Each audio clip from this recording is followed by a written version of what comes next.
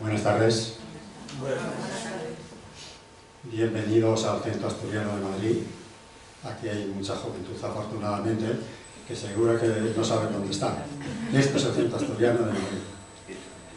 Una casa abierta a la cultura, como es el acto de hoy, y donde nos encanta ver a muchos jóvenes y ver a muchos más. Porque la juventud sois el futuro.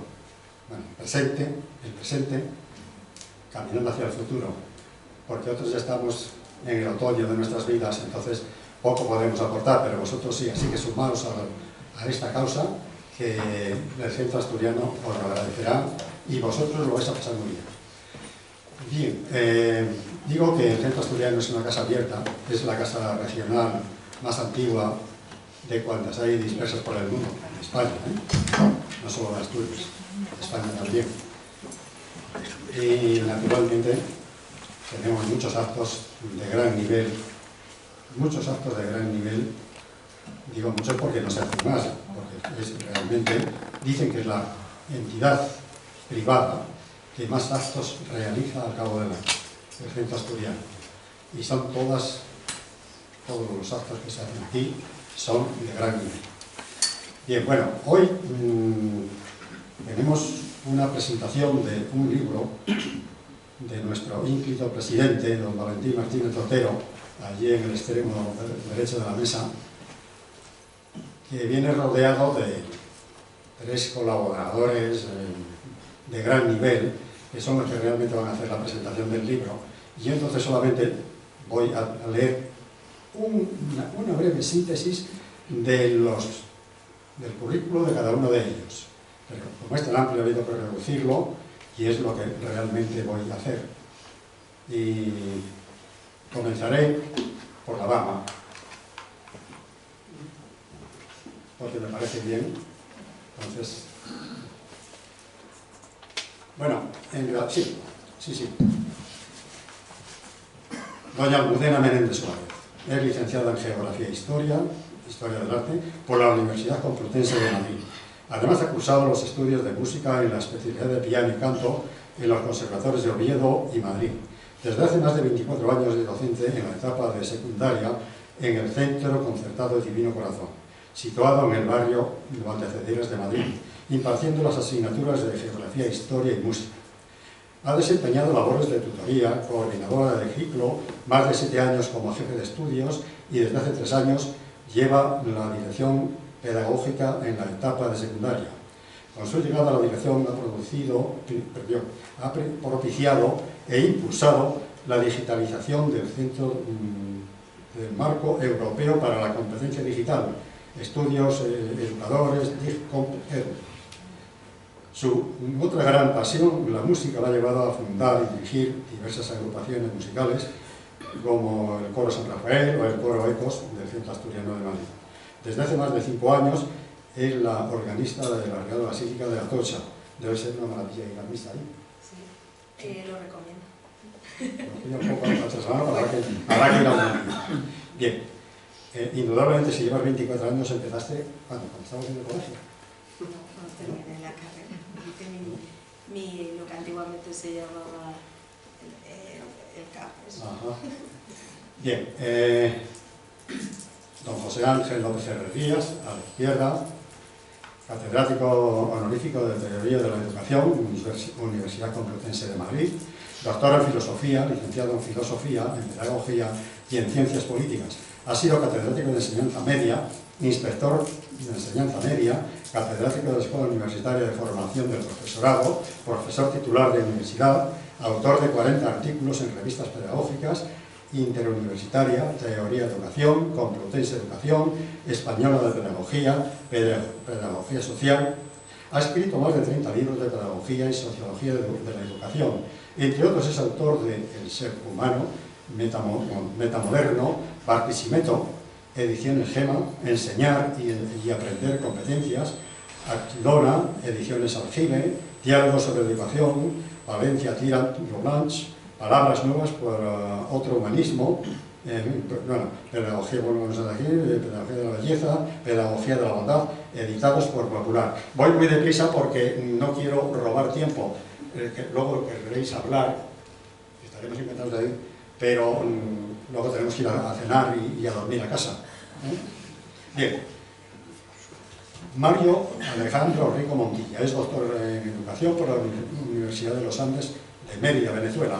Allí mismo es profesor de pre y postgrado, con la categoría de agregado de educación exclusiva en el Departamento de Psicología y Orientación de la Facultad de Humanidades y Educación.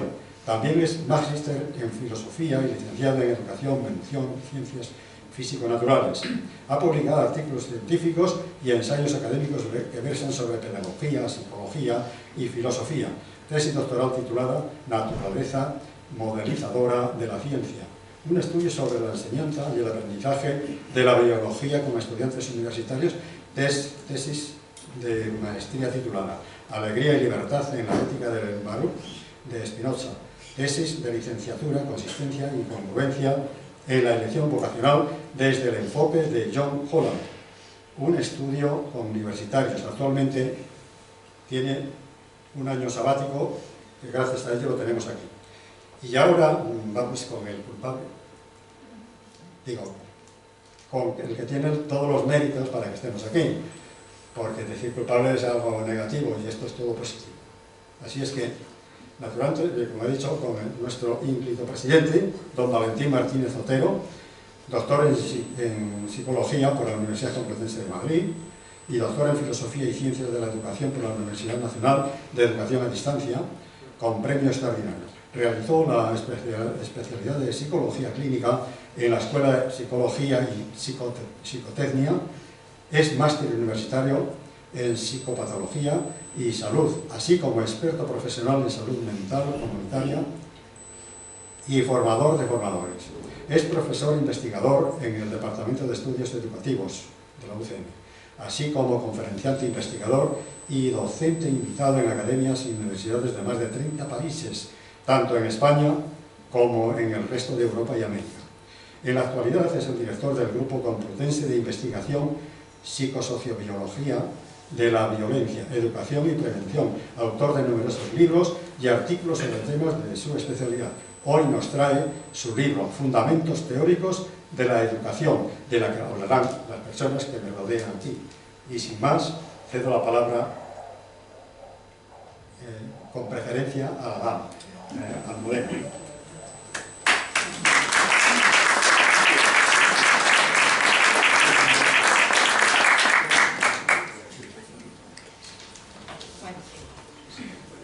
Primero quiero dar las gracias a don Valentín Martínez Otero por la invitación para participar en estos encuentros de educación y salud y compartir este momento que debo decir que debuto, ¿vale? Para que todo el mundo lo sepa, porque me siento más identificada con la música que con plenamente mi labor docente, pero mi labor docente está ahí porque precisamente soy profesora de música y de geografía y lo llevo, pues como puede decirse, en la sangre. Y compartir este momento junto a don José Ángel López y a don Mario Alejandro Rico en la presentación de este nuevo libro, Fundamentos Teóricos de la Educación. Quiero darte las gracias, Andrés, por la presentación que me has hecho tan cariñosa como siempre. Bueno, yo voy a hablar de mi centro, ¿vale? Y quiero explicar un poco, es verdad que es un centro concertado, el Colegio Divino Corazón. Es un centro, es privado, es concertado, que data desde 1927. Dentro de unos años vamos a hacer 100 años aquí en Madrid. Y está situado en el barrio de Tetuán de las Victorias. En este curso contamos con los siguientes alumnos y familias para que se hagan una idea de cuál es la labor que hacemos. Tenemos 506 alumnos. El 45% del total de esos alumnos tienen nacionalidades paraguaya, dominicana, filipina, ecuatoriana, peruana, hondureña, colombiana, venezolana, china, rumana, marroquí, nicaragüense, cubana, etc. alumnos de etnia gitana, familias cobrando la renta mínima vital, familias que solicitan el precio reducido de comedor con una renta per cápita bastante baja, bastante inferior, así un 25,88%. También hay familias que no pueden aportar ninguna documentación, al no tener papeles en regla, no tener contratos, no tener nóminas, ya que trabajan en domicilios particulares donde cobran sin declarar nada, ¿vale? Corresponde aproximadamente como a un 10%. En el centro hay una familia con una situación muy precaria, que el comedor del alumno lo está pagando la parroquia, para que la madre pueda encontrar trabajo y garantizar una comida caliente al alumno. Es un centro que ha acompañado la vida del barrio y ha visto su evolución y cambio, que ha contribuido a la educación de sus niños y jóvenes, transformando su eje cultural y sus costumbres. Es un centro catalogado de bien social. Un centro con una gran diversidad. Sí, ahora la diversidad se considera una fortaleza en las aulas. Cuando los estudiantes son diferentes, aprenden que la diferencia está bien. Se hacen amigos de personas de diferentes culturas y aprenden a no tener miedo de otras culturas y personas que los rodean. Ahora en todas las aulas están personas de todos los niveles de capacidad, con discapacidades físicas o de aprendizaje. Con esta panorámica, nuestro centro forma parte del programa de innovación educativa 4319 de Escuelas Católicas de Madrid. ¿Por qué apostamos por la innovación educativa? La primera razón se deriva de los cambios sociales que de un modo imparable se están produciendo en la sociedad. En la escuela preparamos para la vida. Hay competencias vitales como la participación activa, la creación, la colaboración entre iguales, que son imprescindibles para las personas que se tienen que aprender en la escuela. La segunda está relacionada con las fuentes de conocimiento. Hasta hace bien poco, el conocimiento, las fuentes de conocimiento era un coto cerrado, era una propiedad de unos pocos.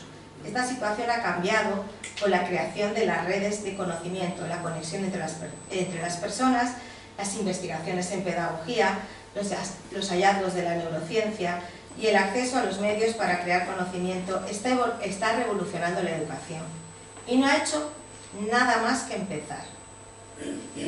El desconocimiento de cómo va a ser el futuro, no tenemos, por supuesto, ningún maestro ni profesor dotes adivinatorias. A veces me planteo, ¿estamos dotando a los alumnos con las herramientas necesarias para que puedan desarrollarse como personas plenamente adultas? Por eso, ahora, el profesorado se tiene que reinventar. Las aulas han pasado de estar centradas en el profesor a estar centradas ahora en los estudiantes. El trabajo del profesor es ayudar a que los estudiantes aprendan en la medida de sus posibilidades. Este mes de septiembre, que seguramente ustedes todos lo sabrán, se ha implantado en todos los cursos impares de cada una de las etapas educativas una nueva ley de educación, la LOMLOE.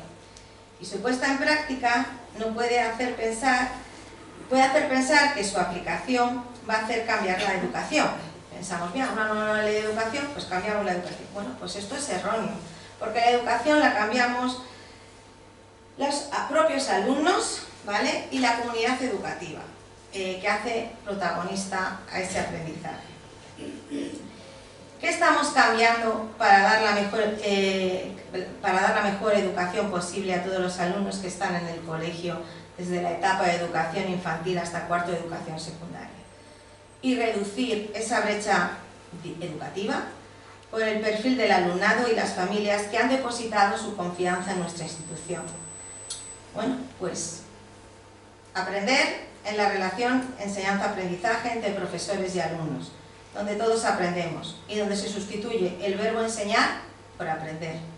Aprender unos profesores de otros, un aprendizaje entre iguales, aprender unos alumnos con otros, porque un niño de educación infantil puede aprender de uno de secundaria, aprender unos centros de otros, porque la apertura expone nuevas experiencias, Aprender de todo lo que está en el entorno del colegio, lo próximo, lo lejano. Porque en el entorno muchas veces podemos aprender, tiene un gran potencial en el aprendizaje. El equipo directivo del centro ejerce un liderazgo natural. Esa palabra liderazgo está muy en boga ahora mismo en educación.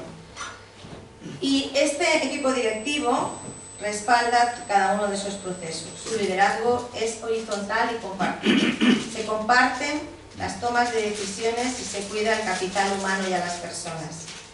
Una formación, el profesorado tiene que tener una buena formación, una seña de identidad, y particularmente de los profesores nuevos que se incorporan al centro. Por eso hay un acompañamiento diario. Se incorporan, como todos saben ustedes, metodologías activas y el uso de las tecnologías. Se ayuda a los estudiantes a acceder a la información. Los alumnos deben entrenar habilidades y hábitos, como la persistencia, el control de la impulsividad, el compromiso, la escucha y la resiliencia. Aprender de los fracasos. Es importante recalcar que el papel del docente y del orientador va mucho más allá que únicamente dar solución a los problemas relativos al aprendizaje. Es un proceso de tareas de asesoramiento integral que debe involucrar a toda la comunidad en el aprendizaje. El mayor objetivo es dotar a los alumnos de recursos y habilidades para que se enfrenten a situaciones diferentes dentro del colegio y así prepararlos para el mundo. Nosotros distinguimos nuestro trabajo en 3 niveles. Un primer nivel, que es donde nos situamos en la comunidad educativa. Desde el compromiso profesional, cada educador del colegio, cada profesor, ha de tener un conocimiento suficiente de las líneas de acción, es decir, de lo que en cada etapa de mi centro, ¿vale?, se realiza, al fin de crear espacios y tiempos de encuentro entre las interetapas, es decir, lo que ya denominamos buenas prácticas. Compartimos también nuestras experiencias con otros centros escolares a través de encuentros periódicos durante el curso académico. Intentamos un tercer nivel donde las realidades educativas del entorno se denomina realidad educativa a cualquier oportunidad que propicie el aprendizaje de nuestros alumnos. La biblioteca, el úrculo, que es lo que está más próximo, el mercado, las fábricas que hay alrededor, pequeños comercios que tenemos, etc. Cualquier entorno son ejemplos de la vida real para qué queremos preparar a nuestros alumnos. Por eso nos comprometemos a organizar tareas conjuntas con los padres, profesores y alumnos, a realizar convivencias con todas las etapas en un medio natural, a potenciar la fiesta del colegio, a las jornadas de puertas abiertas, a la formación que nos llega de todas las partes, desde la DAD, desde la FERE, que puede ser presencial online, a formarnos entre nosotros, con compañeros, a compartir nuestras buenas prácticas como docente, a contar con un potente departamento de orientación que está en coordinación con todos los servicios sociales y educativos del municipio. Esta coordinación con los servicios sociales hace que trabajemos con los trabajadores sociales, que contemos con el apoyo del CAF, del CAI, del CAF, y que contemos también con el apoyo de asociaciones de recursos externos como Asunción Castel, Territorio Joven, Valia, Cruz Roja, Tetuán para Todos, Cooperación Internacional. Y además contamos con la Policía Municipal y la Policía Nacional, que colaboran con el centro dando cursos no solamente para los alumnos, sino también para los padres, ya que creemos que es necesario que nuestros alumnos salgan completamente preparados. El Divino Corazón es un centro vivo, abierto a los cambios y al futuro, y esperamos seguir presentes en el barrio de La Ventilla para poder hacer la vida escolar más agradable a estos alumnos que, como ven ustedes, son bastante vulnerables. Muy bien.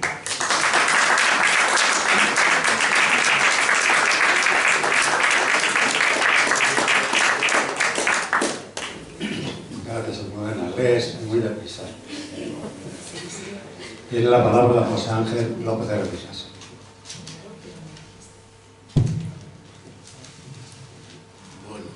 Buenas tardes y muchísimas gracias a todos ustedes por su presencia. Porque venir al Centro Asturiano tiene un riesgo, un lado muy positivo, amistad, sidrina, cabrales, convivencia, pero tiene otro riesgo, y es que hay veces que te encuentras la sala, que digo semillena, semivacía, dividido por la mitad, y eso genera un poco de desazón. A ese respecto tengo que comentar, espero que a Valentín le parezca bien, que la primera vez que vine al Centro Asturiano, aún a ustedes no les he dicho muchísimas gracias, amigos de la mesa, encantado de compartir con ustedes.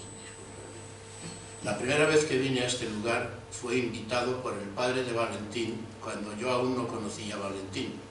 Me puedo estar remontando al año 2000, si alguien tiene algún recuerdo más preciso, pues.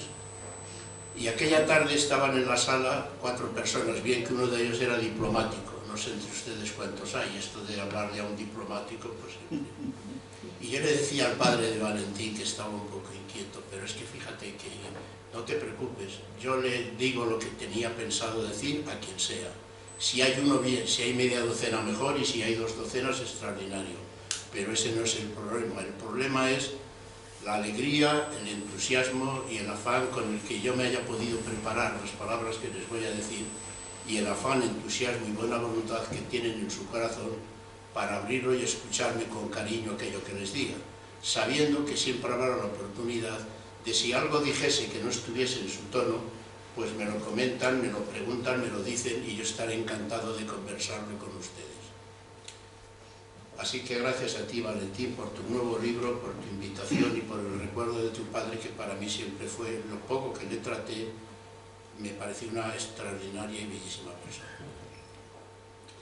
También tengo que decir, como iniciación, aunque de lo profundo que les vaya a decir me coma 2 minutos, que estaba viviendo un poco la crisis de aquello que llaman del jubilado el síndrome de la ausencia. Nadie me llama, no tengo nada que decir a nadie, nadie me pregunta por mis escritos, y de pronto hace un mes el teléfono suena, alegría, y resulta que era Valentín diciéndome si quería participar en este acto en el que estamos presentes. Y yo le dije que encantado. No le lancé el discurso del síndrome de la ausencia, pero estuve a punto, lo que pasa es que pensé que era mejor decirlo ahora.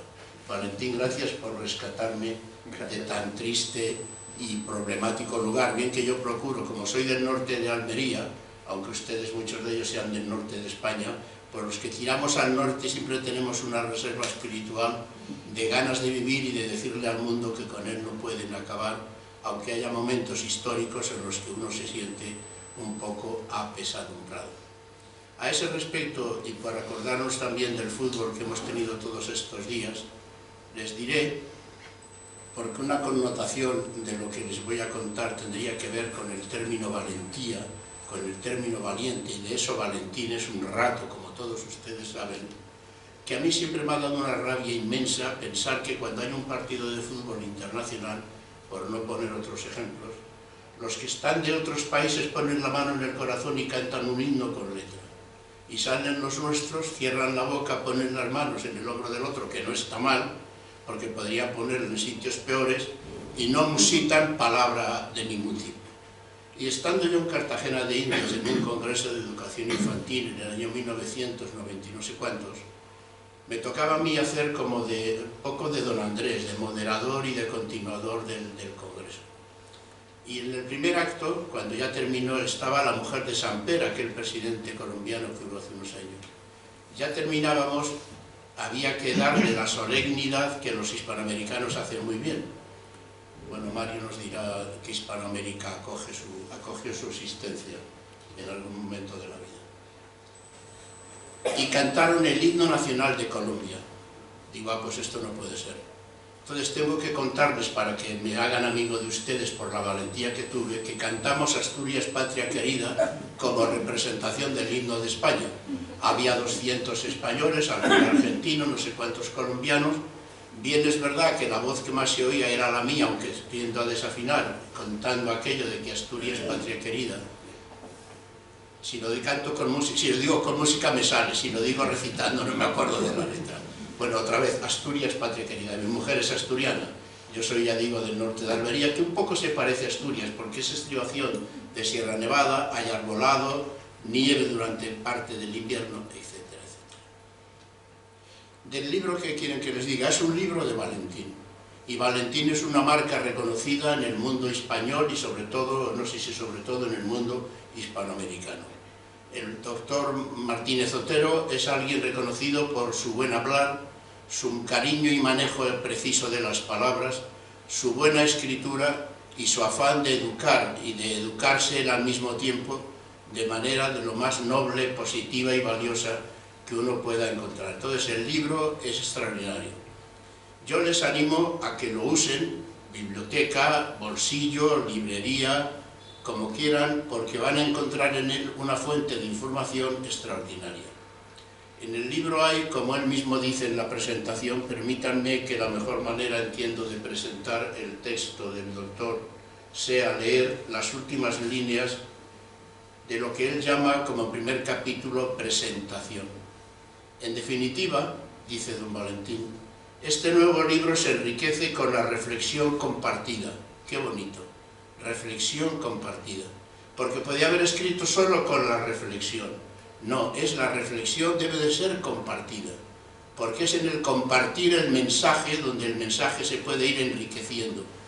Quien se acerca a reflexionar pensando o creyendo que tiene la verdad y que cualquier otro con el que se encuentre va a ser él un frontón para el otro, porque no va a saber escuchar ni recoger lo que enriquecedor tiene aquello que diga el otro, está perdiendo el tiempo y lamentablemente está perdiendo la función más hermosa de la vida, que es enriquecerse en la amistad del otro y en el lenguaje y compartir aquello que el otro piensa. Reflexión compartida. La amplia revisión documental. Aquí se ha quedado corto describiéndole a sí mismo lo que ha hecho. Hay tanta erudición, tanto conocimiento y tanta afirmación de autores y de personas que permíteme, Valentín, que yo estoy contento del libro y ya te he dicho que me parece muy bien. Pero si es momento de, además de ser amigos, decir una mínima objeción, no contra ti, sino un poco contra, no, contra tampoco, un poco pensando en el ambiente, es que el ambiente está para cortometrajes, lenguaje muy icónico. Entonces uno toma un libro como el tuyo, parecidos a los míos, discúlpenme que me tenga tal osadía de compararme con tal maestro o discípulo, por otro lado, cariñosamente dicho, que uno siente, Dios mío, ¿y esto? Bueno, ustedes siguen la frase, ¿y esto quién lo va a leer? Pero no por el contenido, que es maravilloso, sino porque, entonces, esto es un problema que tenemos todos los que nos dedicamos a la inquietud educativa nuestra y de los demás. Cómo contrarrestar, cómo contraopinar, cómo hacernos presentes para decirle a la convivencia social, a aquello que predomina en el contexto psicocultural, que el camino no es manipular nuestras mentes vaciándolas para que predomine la iconografía del mensaje llamativo. Hay un novelista checo, ustedes le conocerán por aquello de la insoportable levedad del ser, Milan Kundera, que dice, estamos en la cultura del no pensamiento. Y a mí esa frase me llamó la atención, me gustó mucho, pero me pareció siempre, ¿no será un poco exagerado aquí el señor Kundera? Y un día me dio la clave un alumno. En una clase le pregunté a los alumnos, oye, ¿vosotros qué pensáis? ¿Que estamos en una cultura del no pensamiento? Y me dice un alumno, que en lo que recuerdo debía ser bastante o muy avispado, dice, no estamos, pero vamos camino de ello. A mí me da otra pena, no sé qué himno cantar aquí para sustituir eso, el que estemos caminando hacia una cultura del no pensamiento. Porque si el humano se ha puesto de pie en la naturaleza para mirar el mundo desde la torre sin vano de la frente que decía León Felipe, el poeta, ¿dónde vamos y qué estamos haciendo en la existencia si nos quedamos aceptando que predomine el no pensamiento? Y si no predomina el no pensamiento, ¿qué va a predominar? Las emociones, los afanes de poder, el descontrol de la convivencia, etcétera, etcétera. y las investigaciones consultadas. Hasta aquí perfecto, y esto es lo que el libro tiene, para que se den una idea. Si lo quieren, si lo tienen un día en sus manos y quieren leer lo que yo estoy leyendo para empaparse de ello más, es en la página 14, 7 y 7, 14, así lo recuerdan más fácilmente. O 7 por 2, 14. También podía valer. Un libro sobre fundamentos teóricos. Fundamentos, ¿qué quiere decir aquí el doctor Valentín con fundamentos? Lo que genéricamente se entiende por ello. Las raíces, los puntos de partida, las justificaciones desde los que uno plantea que la educación sea tal cosa o tal otra, sea y se haga de tal manera o otra. Por ejemplo, cuando Almudena ha comentado lo que hacen en su colegio, está contándonos, aunque eso se explicite un poco menos, ella ha contado la acción. Detrás de todo ello hay una visión de la realidad. Eso es lo que significa fundamentos. Y a mí me parece bien traído el asunto este que Valentín ha recuperado en este libro, porque una de las cuestiones que yo creo que para hacer pensamiento y no estar en la tendencia del no pensamiento, es que nos preguntemos siempre o casi siempre, ¿qué visión de la realidad justifica aquello que estás planteando? En este caso, ¿qué visión del ser humano, qué visión antropológica tienes del ser humano para que hagas esto que estás haciendo?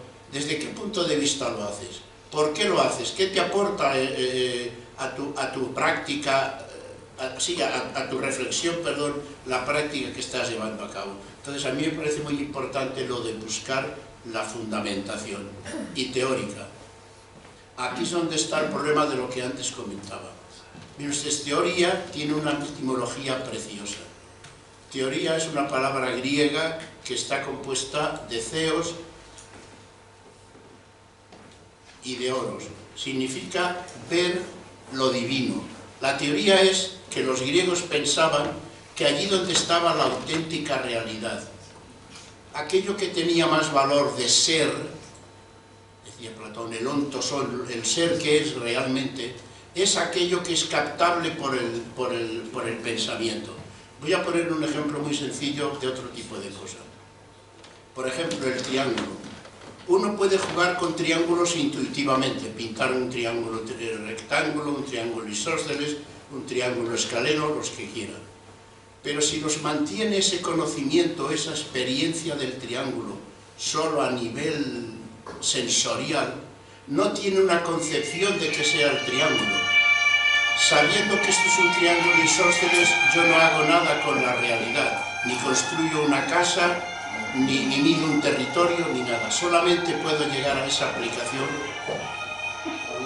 Solamente puedo llegar a esa aplicación cuando estoy viendo la realidad superior. Y la realidad superior, que es la más auténtica, es aquella que el ser humano puede concebir mirando lo alto, lo superior. Y la pregunta es, ¿y cuánto estamos hoy de convencidos de que haya algo superior que mirar? No me estoy refiriendo solo superior en el sentido hipotéticamente religioso, sino superior en el sentido de algo que tenga eso, racionalidad, profundidad, concepción, etc.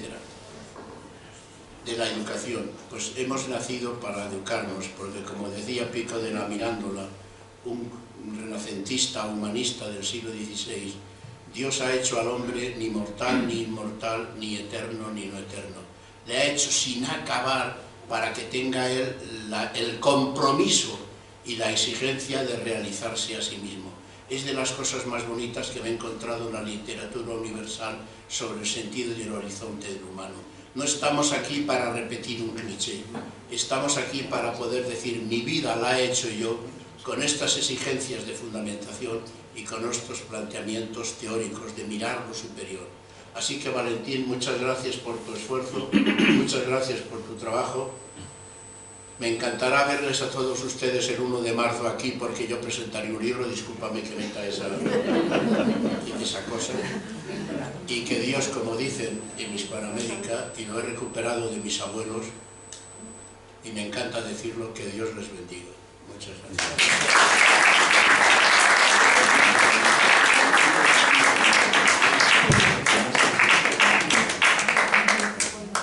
da pena interrumpir un relato tan magnífico, pero el reloj no para, no se detiene.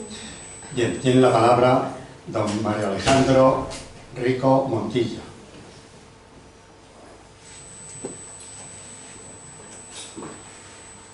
Muchas gracias, buenas noches. En atención a una cordial invitación concerniente a la presentación del libro Fundamentos Teóricos de la Educación del doctor Valentín Martínez Otero Pérez, ante todo, debo decir que es un verdadero honor y un privilegio estar con todos ustedes en este evento, pues se trata de un encuentro entre amigos que comparten la ilusión y la pasión por la educación. En cuanto al libro, me permito señalar que es una obra que está llamada a convertirse en un clásico en el ámbito de la formación del profesorado, porque de una manera magistral integra cada uno de los elementos propios de la educación, comenzando por un breve recorrido histórico desde los pensadores griegos hasta el presente, dado que cuando se quiere construir un gran edificio hay que excavar a profundidad en el interior de la tierra para asentar las bases de la nueva edificación. Asimismo, esta obra hace un aporte extraordinario a la educación como ciencia, pues se ocupa de hacer un análisis ontológico, es decir, reflexiona por el ser del fenómeno educativo, desde donde, por ejemplo, el doctor Martínez Otero define a la educación como el perfeccionamiento gradual, armónico, integral y libre de la persona, en la doble vertiente individual y social, desde una concreta situación que está llamada a mejorar. Eso aparece en el libro, en la página 38. Pues, como nos enseña el doctor José Ángel López Herrerías, buen maestro, muy querido, allá en América Latina y aquí, al definir la educación es recursivo definir al humano como un ser social y perfectible, llamado a ser feliz. Recapitulando, este libro también expone imprescindibles asuntos conceptuales y prácticos sobre la metodología de la investigación, los modelos teóricos de la psicología y los modelos pedagógicos, todos inherentes a la educación. Por ello, también es un libro ideal para comprender y explicar la confluencia de saberes en torno a la educación en general. Sin embargo, el autor es muy humilde al asumir que su libro no agota lo que hay que decir sobre la educación. Por ello, ofrece hipervínculos, enlaces y direcciones electrónicas de fuentes de información de elevada trascendencia en cada uno de los temas allí abordados. Entre sus bondades, esta obra promueve la metacognición del estudiante, pues al finalizar, cada capítulo propone preguntas que propician el aprendizaje significativo del estudiante. Al mismo tiempo, este libro puede ser leído por docentes en ejercicio, a quienes les puede avivar la llama de la vocación, al emplear la metáfora de que la educación es como una siembra para germinar personas. En consecuencia, expone la importancia de la educación como posibilidad cierta de la supervivencia de la especie humana en el planeta, desde el hombre y la mujer reales hasta el ser humano ideal. En síntesis, a este libro se le debe dar promoción en las facultades y centros de estudios en general para que cumpla su cometido como faro de guía al rumbo de la navegación en un mundo con retos y desafíos que al mismo tiempo generan incertidumbre e ilusión. Sin más, enhorabuena al doctor Valentín Martínez Otero Pérez por su nueva obra. y le auguro el éxito, pues se observa la rigurosidad, el esfuerzo y la disciplina en la excelente obra que a continuación nos presentará.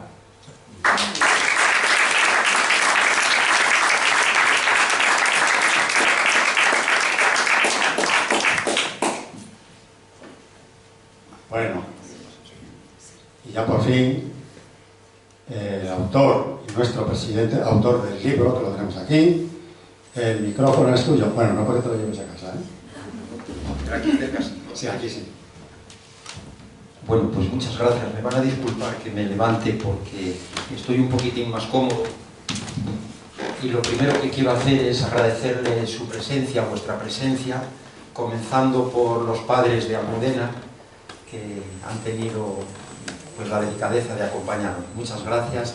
Y también pues al doctor Merino, catedrático jubilado de nuestra universidad, concretamente de Pedagogía Social y Animación Sociocultural. Muchas gracias, José Vicente, por venir.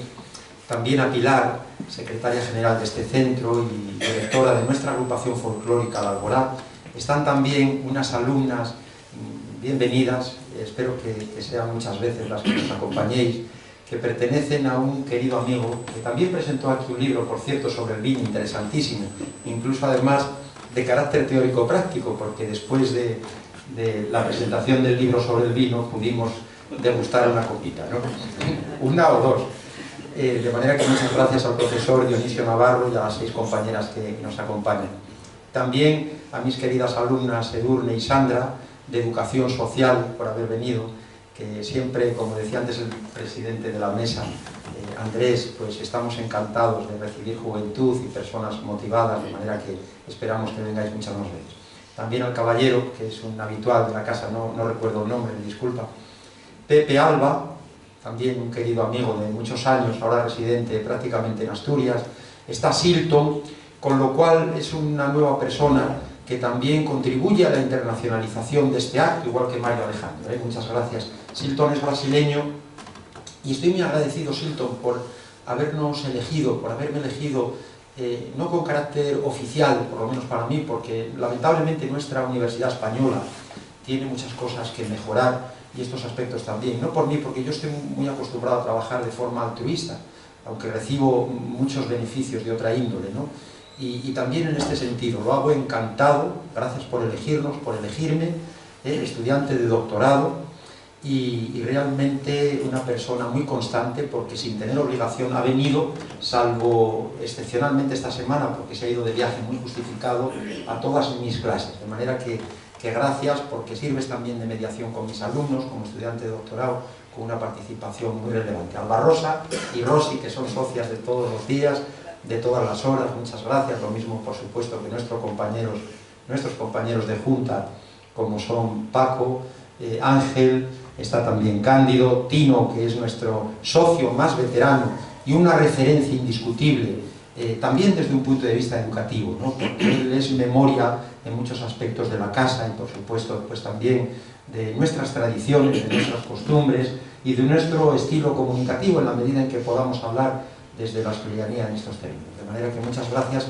Y continuando por aquí, pues está también Leonardo, creo que digo bien Leonardo, muchas gracias, de Venezuela, este querido y hermoso país hermano que tuvimos la fortuna de visitar, yo en 2 ocasiones, José Ángel alguna más, y bueno, luego se truncó también por las dificultades que había en el propio país y que de un modo u otro pues también llegan hasta hoy, incluso a nuestro hermano, el Centro Asturiano de Venezuela, del que sabemos bastante porque tenemos una federación internacional y también conocemos sus problemas, ¿no? De manera que deseamos que se encauce la situación como en toda Iberoamérica y en el mundo en general, pero también en todos estos países hermanos. Ya vemos lo que está aconteciendo con Perú. José Vicente sabe mucho de esto porque él es sociólogo, luego nos lo recordará, y además un gran aficionado a la educación, a cuestiones pedagógicas y educativas. Siguiendo por aquí, gracias al técnico Armando que nos acompaña, a la doctora Rosario Limón Mendizábal Chayo, que es catedrática de Pedagogía de los Mayores, activa en nuestra Facultad de Educación, nuestra querida Facultad de Educación, con la que somos muy críticos, y yo lo tengo que decir siempre, y público, y además que se sepa porque tenemos una responsabilidad histórica y no todo vale, esto hay que decirlo y con toda seriedad, y hay que además ser coherente con lo que decimos y con lo que propugnamos. Muchas gracias, Chayo, muchas gracias, José María, también compañero, profesor de larga y fecunda trayectoria en el área de didáctica, ya se ha jubilado, con júbilo, está quizá demasiado jubiloso, joven por supuesto, pero muy jubiloso porque tenemos un libro entre manos que a mí me embarcaron, ya lo contaré en su día, pero de alguna manera me he encargado, me he erigido un poco de manera fáctica en coordinador del mismo. Bueno, pues muchas gracias y me alegro también de esos avances, y gracias también a las dos señoras que nos acompañan, que son, entre otras cosas, pues activas miembros del coro. Digo bien, ¿verdad? Las dos, muchas gracias. El coro que dirige, porque lo dijo antes Andrés, pero lo dirige Almudena, un coro, por tanto, José Ángel, el viernes tenemos coro en la facultad a las 12 o 12 y media. A las 12 estamos todos invitados, y aquí también. Si te quedas sin trabajo... Nosotros el 21. No, pero José Ángel, si te quedas sin trabajo en el coro, Dios no lo quiera, te incorporas al nuestro, ¿eh? Bueno, el invitado, el día 20. Bueno, muchas gracias. Y muchas gracias, empiezo por ti, José Ángel, catedrático honorífico de Teoría de la Educación y de Pedagogía, igualmente social, durante muchos años en la facultad, que además luego se dedicó un largo tiempo a trabajar gratis et amore en cursos de nuestra facultad, hasta hace bien poco, yo creo que hasta el curso pasado, y que en la casa, él lo decía, muchas gracias por el recordatorio de mi difunto padre, que además hizo un comentario, no lo dijo José Ángel, pero sí mi padre, y es que comentó que a pesar de que en ese acto hubo muy pocas personas, José Ángel probablemente fue el que tuvo un discurso más motivador y más, yo creo que más enriquecido de cuantos por esta tribuna han pasado. Eso dice mucho también de la oratoria, de esa retórica actualizada del propio José Ángel. Muchas gracias, porque aquí ha presentado ya, no llevo la cuenta, pero por lo menos unos 15 o 20 libros, si no más. Y muchas gracias, continúo por ti, Mario Alejandro, porque me escribiste hace un mes y medio aproximadamente, y la verdad es que no recordaba quién eras. Hoy cuando te he visto, pues ya me di cuenta, pero bueno, tu carta de presentación pues fue muy amistosa, me dijiste que habías sido alumno nuestro por la Universidad de los Andes, en Venezuela, lo cual fue muy satisfactorio, y entonces como profesor ya acreditado que es en esa misma universidad, pues me pareció muy oportuno que copresentases este libro, y realmente no me equivoqué porque lo has hecho fenomenal y te agradezco esos elogios. Y por supuesto Almudena, que aunque nos ha hablado desde la práctica de su colegio, pues de alguna manera nos permite también aterrizar en la realidad de las aulas, que aunque haya una gran variedad, indiscutiblemente es la razón de ser de nuestra profesión pedagógica. De manera que, aunque el libro se llame Fundamentos Teóricos de la Educación, yo soy profesor titular de Teoría de la Educación, pero una teoría que no se elabora en función de la práctica no tiene ningún sentido. Este es un libro que aspira a ser, pues, serio. José Ángel, te agradezco mucho el párrafo que leíste, pero yo lo voy a leer después completo, porque puede pasar desapercibido, pero yo espero que aquellas personas que sepan leer entre líneas también recuperen el porqué de las tres o cuatro últimas frases. Y es que estoy ciertamente descontento con muchas cuestiones que creo que pueden mejorar y deben mejorar en España. Y discurre por la pedagogía española un cierto discurso endogámico y autocomplaciente que no beneficia en absoluto a la educación, es lo que pienso. Y también hay un cierto espíritu crítico, constructivo, espero por supuesto, en este trabajo que presento y que la editorial Pirámide tuvo a bien publicarme. Este es un mundo muy competitivo, como sabemos muy bien José María, José Ángel y yo, por no ir más lejos, y realmente está muy bien posicionada y me sorprendió que no me pidieron ni un céntimo, ¿no? Entonces estoy encantado, muchas gracias a Pirámide por la publicación, y disculpen que no me haya traído ningún ejemplar porque se me ha pasado por completo la posible venta.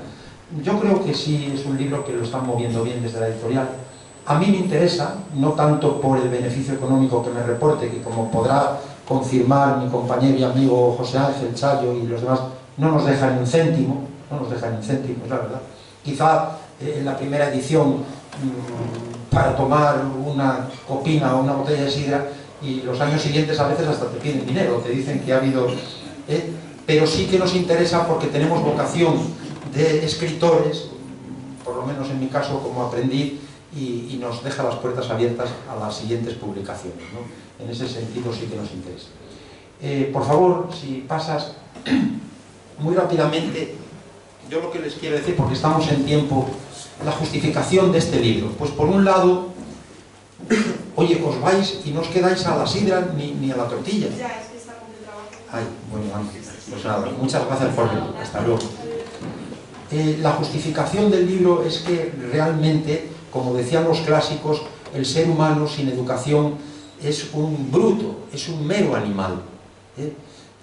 Todo lo que el hombre es, el hombre y la mujer por supuesto lo somos por la educación, decía nada menos que el filósofo de filósofos Immanuel Kant.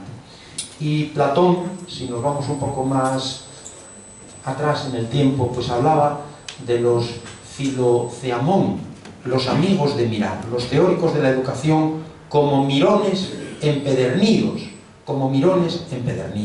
La teoría en griego es una mirada, es un término relacionado con teatro, por cierto. Es una contemplación, es una mirada, y por eso la panorámica que he puesto ahí.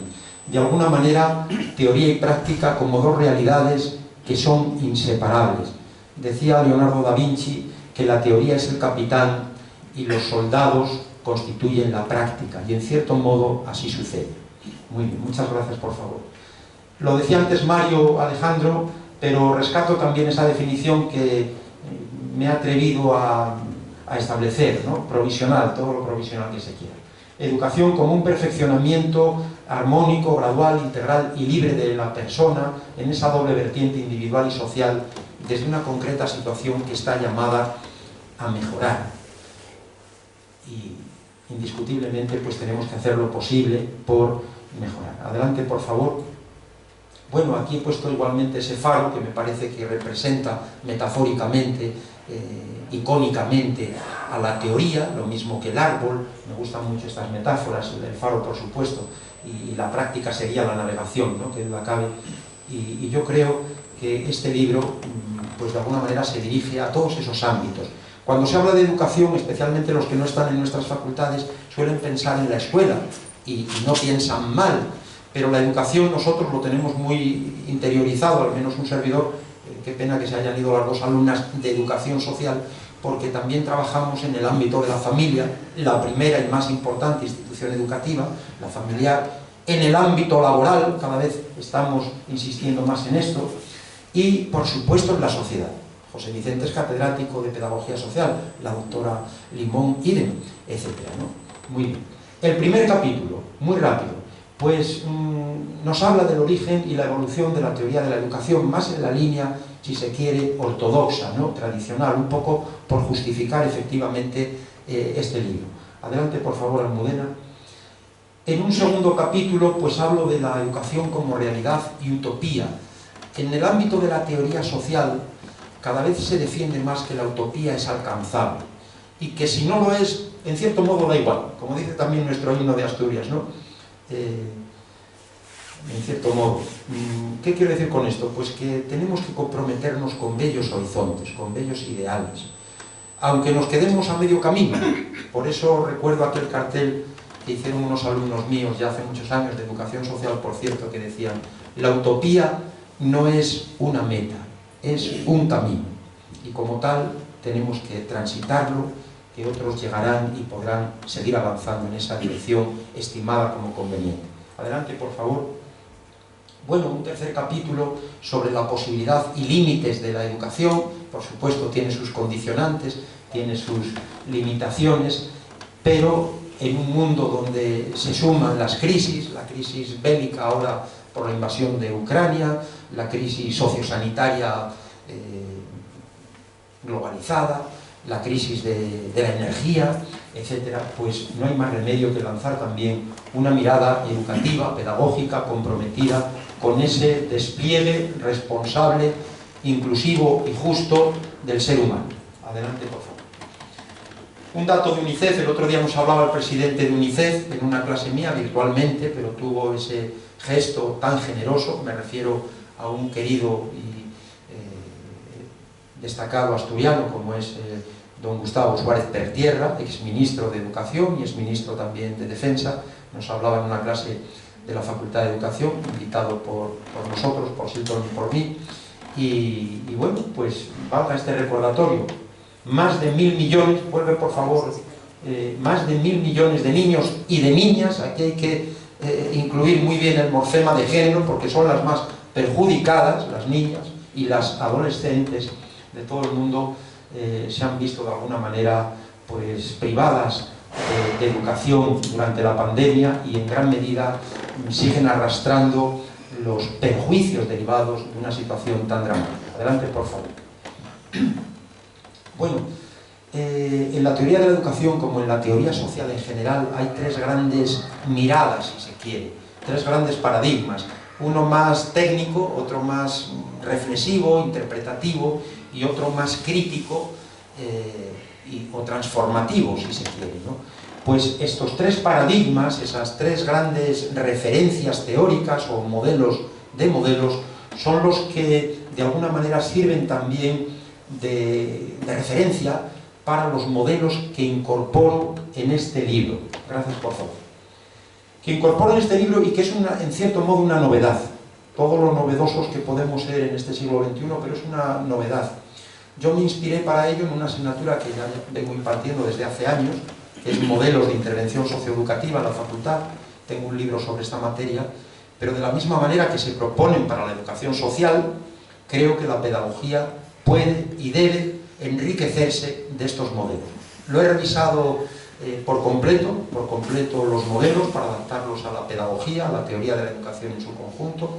Es decir, que no es un mero trasvase del libro anterior, ni mucho menos. Lo he enriquecido bastante, he consultado a más autores, más fuentes originales, pero mantengo estos en gran medida: el modelo psicodinámico, perdón, si puedes, el modelo de modificación de conducta, el modelo cognitivo, el modelo humanista y modelo personalizado en concreto, el modelo constructivista, el crítico y el modelo ecosistémico, así como el modelo de intervención en crisis. Algunos, lo decía también Mario Alejandro, proceden de la psicología, sí, pero aterrizan en la educación. Otros proceden del trabajo social, pero aterrizan en la educación. Y es menester, son campos afines, utilizarlos, adaptarlos y manejarlos como propios, ¿no?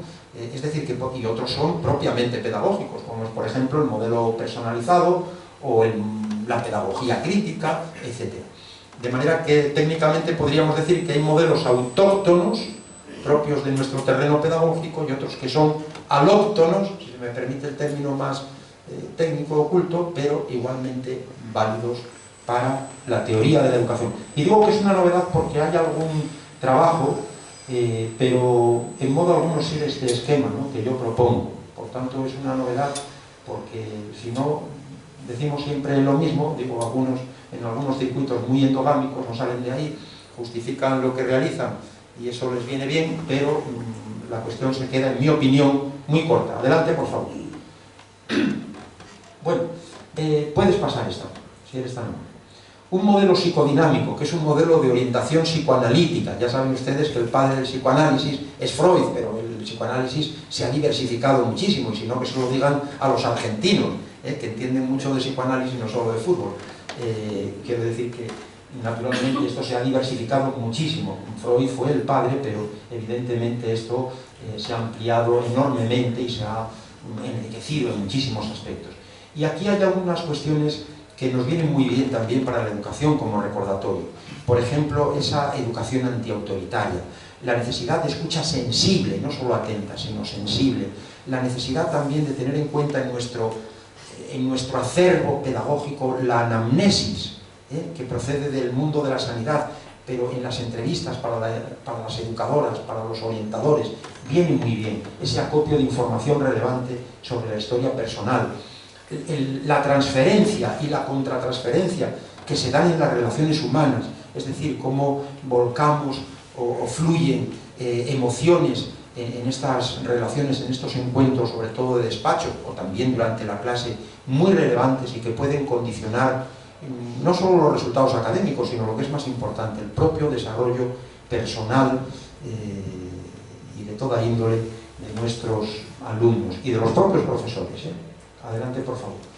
Bueno, un modelo cognitivo y conductista y cognitivo-conductual que indiscutiblemente pues, se sigue trabajando, nos guste más o nos guste menos, lo conozcamos más o nos guste menos, porque todos tenemos pues, una cognición, es decir, unos procesos intelectuales, unas informaciones, unas creencias, unas ideas, tenemos también a veces sí, procesos más o menos realistas, otras veces distorsionados, y todo ello influye, conjuntamente con las emociones, en nuestra conducta, en nuestro proceder. Adelante.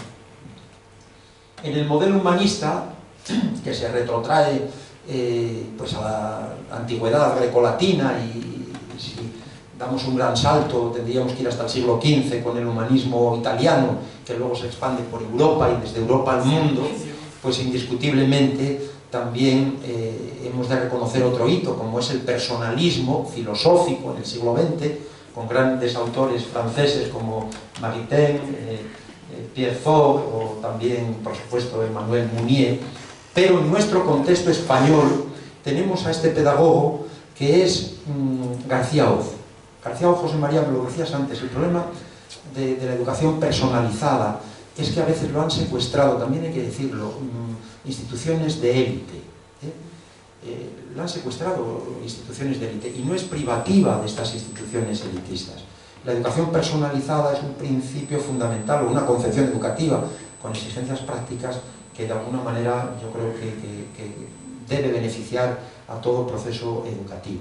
Y valga este recordatorio de la figura destacada de García Oz, a quien tuve la fortuna de conocer y tratar en los últimos años de su vida. De hecho fue él, yo lo dije alguna vez, copresentador en esta misma tribuna de mi primer libro, en el año 97, lo recuerdo perfectamente. Fue maestro mío también. En el año 97. Fui becario suyo en el Consejo Superior de Ciencias. Y el modelo constructivista, pues desde luego aquí, bueno, las referencias a Piaget y a Vygotsky son necesarias, ¿no? Piaget, que plantea ese desarrollo evolutivo, por ejemplo, de la inteligencia en etapas, en estadios, pero a veces parece que nos dibuja un desarrollo un tanto abstracto y sin embargo, pues Vygotsky, pese a morir muy joven, porque yo creo que falleció con 30 y tantos años, fue un psicólogo soviético destacadísimo, que tuvo unas aportaciones muy valiosas y que rescata la importancia de las relaciones sociales y de nuestra dimensión histórica. Nuestra dimensión histórica. Esta es en gran medida la aportación de Vygotsky, que por supuesto es mucho más compleja y que en muchos aspectos pues, se sigue redescubriendo en Occidente, quizá por las dificultades de traducir su obra del ruso. Muy bien, adelante por favor. El modelo pedagógico crítico lo he puesto más grande ex profeso a esa gran figura que es Paulo Freire pernambucano. Él era concretamente de Recife, que yo he tenido la fortuna de conocer Recife, y aunque voy mucho más a Río Grande do Norte, que es el estado de Silton, Río Grande do Norte, y donde hizo Freire su primera experiencia pedagógica de alfabetización de adultos, concretamente en un municipio que se llama Anjicos, en Río Grande do Norte, que es, como decir, una comunidad autónoma. Allí se habla de estados en Brasil, como es natural, en estado nordestino. Bueno, pues indiscutiblemente destaca Freire, y yo creo que como figuras ahora muy señeras de la pedagogía crítica, pues estos que aquí aparecen, por un lado Apple, seguido de Giroux, de McLaren, de Quincheloe, ya fallecido, y de la esposa de Quincheloe, es decir, la viuda, Steinberg. Todos ellos, pese a sus singularidades, ¿qué destacan? Pues el proceso, sobre todo, la necesidad de transformar la sociedad, y transformarla a veces desde la escuela. Y rescatan también ese concepto de concientización de Freire. Freire es un pedagogo revolucionario. saberlo y recordarlo, es un pedagogo revolucionario. Y bueno, a veces se le ha criticado también el hecho de que se les critica de que politizan la educación, de que la politizan. Y algunos de ellos responden, bueno, lo que hay que hacer es pedagogizar la política. Responden diciendo esto. Bueno, como quiera que sea, la pedagogía crítica, este modelo, pues también tiene su sentido. Y ya vamos concluyendo, nos quedan muy pocos.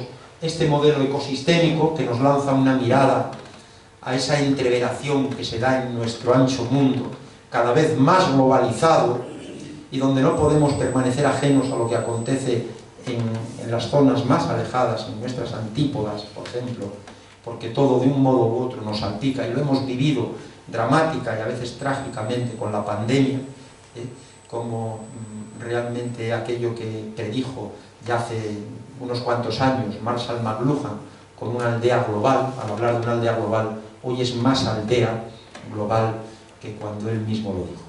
Y por tanto no podemos perder de vista esto, aunque luego nuestra actuación sea local, como dicen los movimientos sociales, ¿no?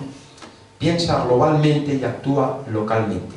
Y la parte eco, el prefijo eco, de oikos, casa, naturaleza, pues lo he querido anteponer porque realmente esta sensibilidad hacia la naturaleza no puede faltar de ninguna manera. Estamos en entornos muy tecnificados, yo creo que más que hiperaulas necesitamos ecoaulas, necesitamos promover la actividad físico-deportiva, el contacto con la naturaleza, no digamos en urbes como nosotros. Hablo porque estamos pensando en esos entornos tan tecnificados que tenemos. Esto en modo alguno supone renunciar a la tecnología, no, pero hay que contrarrestar el impacto que está teniendo en nuestras vidas y hay que hacer un uso lo más apropiado posible de la tecnología. Y un uso inadecuado es también el abusivo, y se sabe que se está abusando de la tecnología en todas las edades, con todas las pantallas, etc. Adelante. Y el modelo de intervención en crisis, que lo teníamos en nuestro programa antes de la pandemia, en educación social, y lo he querido traer a este libro con todo el sentido, porque no se refiere solo a la crisis pandémica, se refiere a todo tipo de crisis. Todos atravesamos en algún momento de nuestra vida crisis, si es que la vida no es una continua crisis, ¿no? A veces más intensas, más fácilmente identificables por la pérdida de algún ser querido, por la enfermedad, por accidentes, por situaciones de desempleo, por situaciones que realmente nos golpean con mucha dureza y que tienen un impacto emocional y vital muy profundo. Por tanto, el modelo de intervención en crisis también debe contemplarse, en mi opinión, desde las instituciones escolares. Tiene que tenerse presente en forma de protocolos. Protocolos que no aseguran que no nos vayamos a ver afectados, pero que de alguna manera pueden neutralizar y pueden mitigar los aspectos negativos que toda crisis conlleva. Y prácticamente es esto. Y quiero leerles efectivamente pues este final, que era el párrafo que había comenzado el profesor José Ángel López Herrerías, ¿no? Estamos en tiempo, y dice así: este nuevo libro se enriquece efectivamente con la reflexión compartida, la experiencia, el tiempo pasa para todos, la amplia revisión documental y las investigaciones consultadas. Un libro sobre fundamentos teóricos de alcance práctico, dirigido a la formación de profesionales de la educación, al profesorado de los distintos niveles, a los responsables de la política educativa y a cualquier persona interesada en el gran asunto de la educación, sobre la que se ofrece a la par una visión tradicional y vanguardista. Eso pretendemos. Incluso con lustre heterodoxo, si se contrasta con cierto discurso teorizante, endogámico, autocomplaciente y acomodado. Una mirada al fin pedagógica y transdisciplinar, científica y humanista, escudriñadora y abierta, especializada y cultural, realista y, cómo no, esperanzada. Muchas gracias a todos.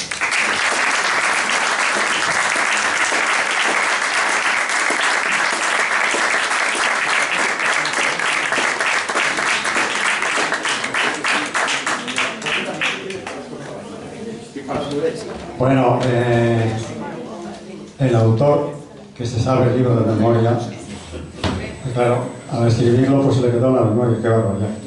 Es increíble. Bien, está dispuesto a contestar a cuantas preguntas se le quieran hacer.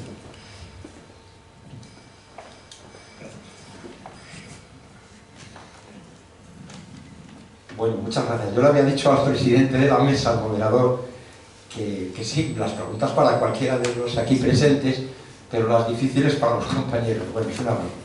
Por supuesto, con mucho gusto, cualquier pregunta o comentario, pues lo recibimos de muy buen grado. Adelante, por favor, el doctor Merino, José Vicente. Sí, yo no sé si es una pregunta o un comentario, que en la línea del párrafo, que ya me ha llamado la atención desde el principio, cuando lo ha dicho José Ángel, reflexión compartida, y luego cuando ha dicho José Ángel también lo del no pensamiento. Entonces yo creo que este libro me ha estado dando vueltas ahí, y he visto la presentación como ha recogido perfectamente no solo los modelos existentes, sino los modelos que se están construyendo. Eso es muy importante. Los modelos que se están construyendo, porque es que, como dice al final del párrafo, si nos quedamos en la autocomplacencia y en la repetición, mal.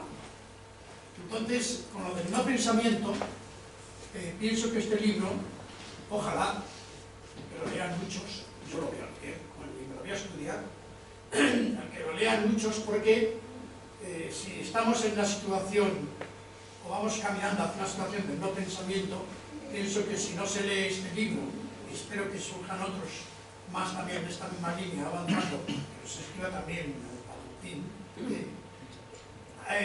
caminaremos hacia la caída de la educación, y eso es peligroso. Nada más era eso. Muchas gracias, José Vicente.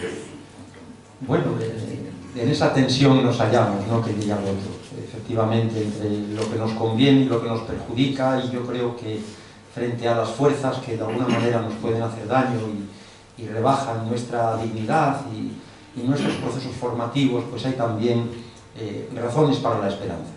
Razones para la esperanza que las encontramos, yo creo, pues en todas aquellas personas que se entregan, que día a día trabajan, a menudo anónimamente, que cumplen con su deber y lo hacen con la mayor dedicación y realmente pues están haciendo una labor silenciosa pero valiosísima en beneficio de niños, en beneficio de nuestras personas, con independencia de la edad, ¿no? Con independencia de la edad, aquí y allí, porque antes se comentaba, por ejemplo, nuestra participación en otros países y realmente tenemos que adoptar también esa mirada amplia a los países hermanos, al trabajo de coordinación y de colaboración conjunta internacional, y yo creo que se están haciendo pues una labor valiosísima, valiosísima, desde la escuela infantil hasta la universidad y también por parte de la educación extraescolar, o más precisamente social, ¿no?, en los términos un poco de España. De manera que yo creo que afortunadamente hay razones para la esperanza y por tanto tenemos que seguir aportando nuestro granito de arena, en mi opinión. Sí. Yo quería decir... Sí. Usted, esa señora. No, adelante. da igual. Chayo, por favor. Pues yo agradecerte mucho este libro, de verdad, porque creo que es muy importante esos fundamentos teóricos y esos modelos que has trabajado desde esos fundamentos teóricos son determinantes, conocerlos, y además la educación cada vez es más compleja, como ha apuntado también, gracias por la aportación de todas las personas que han intervenido, pero Almudena apuntaba una realidad, y es que cada vez hay más personas más vulnerables y que se necesitan esos fundamentos teóricos, que la teoría, yo siempre digo, muchas veces son las bases del edificio para después poder llegar a la práctica, etc. Entonces, eres valiente, tienes una formación extraordinaria en muchas áreas de conocimiento, y gracias, porque sin duda es una valiosa aportación. Muchas gracias, Chayo. Sí. Si me lo permites, José María, un momentín, y luego Vicente. No, si yo... Sí, bueno, yo quería decir que efectivamente, fundamentos teóricos, pero nos lo tenemos que creer, Chayo, es que esto es importantísimo, porque si no hacemos un flaco servicio a la educación y a las responsabilidades que contraemos, ¿no? no todo lo tenemos conquistado. Esto es un proceso continuo, diario, y aunque en algún momento se ha dicho que no somos perfectos, pero somos perfectibles, el compromiso tiene que ser verdadero. Voy a poner un ejemplo real, tristemente real. En España, en los 8 primeros meses de este año 2022, se han cerrado 46.000 pequeñas y medianas empresas. 46.000. Solo en Madrid, cerca de 13.000. Exactamente, según los periódicos económicos, 12.812 o 12.813. Bueno, esto no es ninguna broma. Quiero decir que muchas empresas están echando el cierre, muchas personas están quedando en el paro, trabajos que están precarizados. Uno tiene que hacer un esfuerzo ingente para que las cosas salgan, incluso aquí institucionalmente en el Centro Asturiano de Madrid. Que esto efectivamente es una casa regional, pero es una empresa, tenemos trabajadores, tenemos 12, 13 trabajadores y en temporada de verano hay más. Y si no se trabaja en equipo y sinérgicamente, como ahora se dice, y si no se aplican estos modelos, la cuestión no sale. Pero esto no supone, uno tiene que mantenerse en lo que cree, porque si no, uno tira de ti en esta dirección y el otro en la otra. Cada uno lleva el ascua a su sardina, como se suele decir. Y si no, nos hundimos todos. Entonces quiero decir que realmente tiene uno que ponerlo en práctica.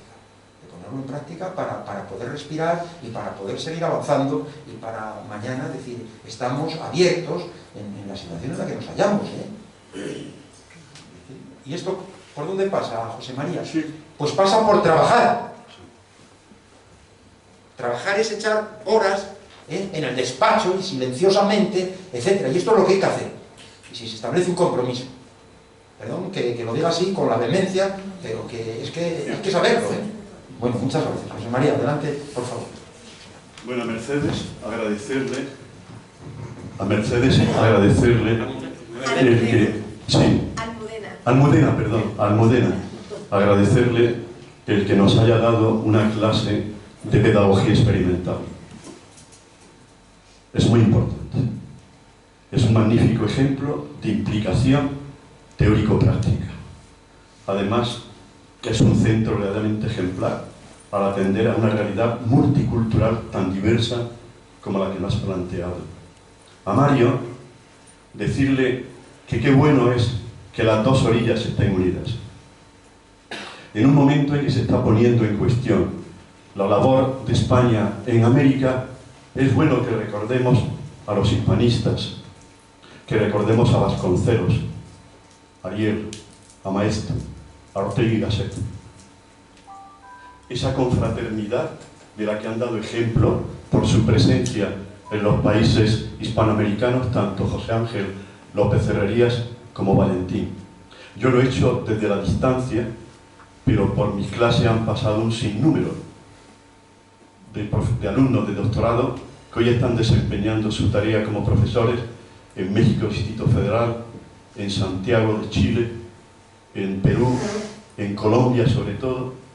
Y es muy importante esta relación que existe entre Hispanoamérica y nuestro país, sobre todo para desterrar algunos demonios familiares que van por ahí y que están poniendo en cuestión esa labor. En el caso de José Ángel y de mi amigo Valentín, que estamos unidos en proyectos y además nos une una gran amistad, hay que destacar su rigor y precisión conceptual y su claridad expositiva. Son un ejemplo de esto. Y en el caso de Valentín, me alegro de que haya hecho un planteamiento innovador de la teoría de la educación, de los fundamentos teóricos de la educación. Porque, como le decía al inicio, es una tarea que había quedado ya postergada en el primer tercio del siglo pasado, donde hubo autores tan importantes, comentaba antes, como nuestro querido profesor y amigo, don Víctor García Oz, que fue mi maestro. Yo fui alumno becario del Consejo Superior de Investigaciones Científicas y a él le debo el haber hecho la memoria de licenciatura con él y haber participado en alguna publicación. Sobre todo, lo recordará Merino, en las escalas ortográficas de Villarejo, que fue un trabajo dirigido por don Víctor García Oz en el Consejo. Y en el caso de Valentín, reconocerle ese planteamiento innovador que ha hecho a través de los modelos educativos. Porque el modelo es un constructo teórico-práctico que tiene la posibilidad de implicar todos los elementos de los fundamentos teóricos de la educación. Muchas gracias a la mesa, creo que ha sido una magnífica elección. Muchas gracias. Muchas gracias.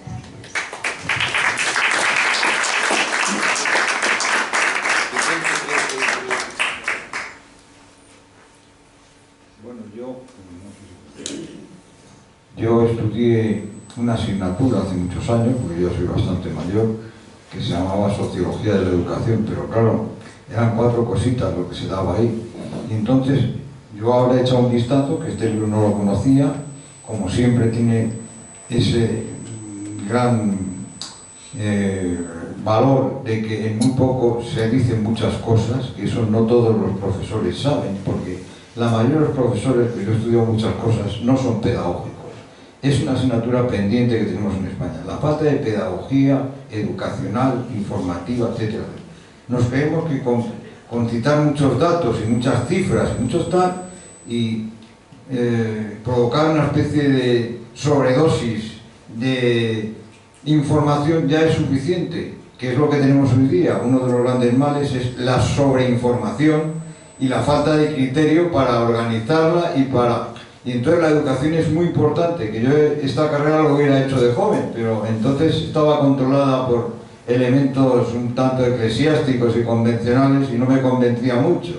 Y yo creo que ese libro, que echa un vistazo, primero tiene una bibliografía muy amplia, segundo esos 7 modelos me parece que son los que tú describes, son muy importantes porque aquí se ha hablado de uno o dos en general, pero no de 7. Y además, al principio, por lo que he visto, das los orígenes de la educación y hablas de en la época clásica. Entonces, en tan poco tiempo, hablar de tantas cosas, en tan poco espacio, me parece que tiene ese mérito, que tú lo tienes, porque casi todos los libros, que yo los tengo casi todos, tienes esa virtud que es la síntesis, y creo que es muy interesante este libro, aunque no lo tengo, pero lo he ojeado y me parece muy importante. Y creo que en España una de las asignaturas pendientes es la educación, de todas las clases sociales y todos los ambientes, porque yo me he movido mucho por ahí como sociólogo y como licenciado en ciencias políticas y he visto que es una de las asignaturas en España, la falta de educación, que no consiste en decir buenos días, buenas tardes y cubrir, no, es cómo organizar el conocimiento y cómo comunicar con los demás y trabajar en equipo, como habéis dicho aquí.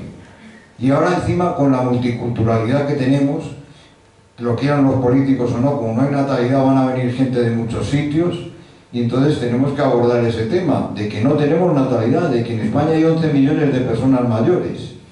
Bueno, pues nada, muchas gracias.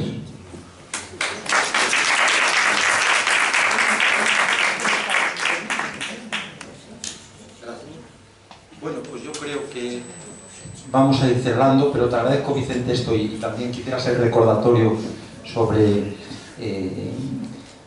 que yo en el libro pues también me refiero a los orígenes o me remonto a los orígenes y justamente quiero comentar una anécdota al respecto, ¿no?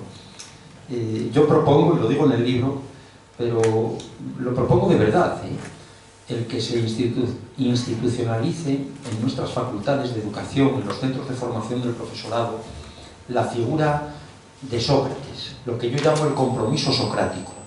Un poco a semejanza, bueno, porque me parece que es el primer educador de Occidente, ¿no? Que no escribió nada, además. Que no escribió nada, pero por su compromiso con el diálogo, con la mayéutica, por su compromiso ético y también por haber pues, fomentado el logos frente al mito, Sócrates.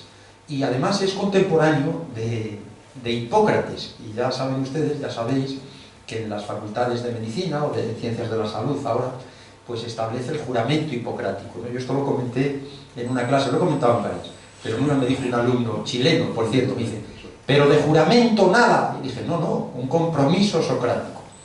Bueno, creo que realmente queda esa labor por hacer, pero más allá de que se institucionalice o no, desde luego yo creo que todos debiéramos ser, como diría Leopoldo Alas Clarín, en uno de sus cuentos, diría, tendríamos que ser, por lo menos los que nos dedicamos a la educación, ¿no?, una especie de Sócrates a la moderna, en versión femenina y masculina, ¿no? Una especie de Sócrates a la moderna. Algunos son Sócrates sin colocación, como el que está buscando. Que fue condenado como corruptor de la juventud. Sí, sí, no, pero bueno, parece ser que no fue equivocadamente, bueno, y de porque alguna tenía manera... amigos envidiosos. Es que también tenemos que ver que el creativo muchas veces está rodeado de enemigos, por desgracia, Sí. en la sociedad que vivimos. Es verdad.